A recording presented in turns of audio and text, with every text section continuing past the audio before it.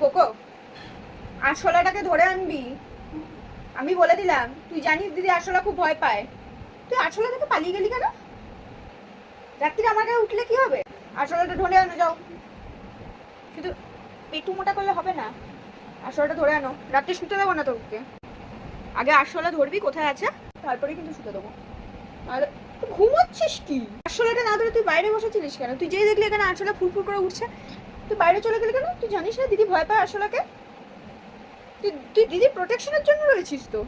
দিদিকে তো তোকে প্রোটেকশন দিতে হচ্ছে।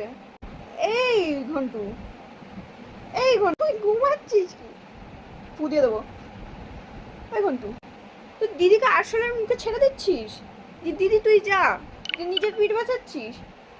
এই ঘন্টু, তোকে মানে পোষা মানে হচ্ছে তোকে আমাকে প্রোটেকশন দিতে হবে। তুই তো আমাকে ঘন্টা প্রোটেকশন দিবি রে। এই ঘন্টু, ভগবান।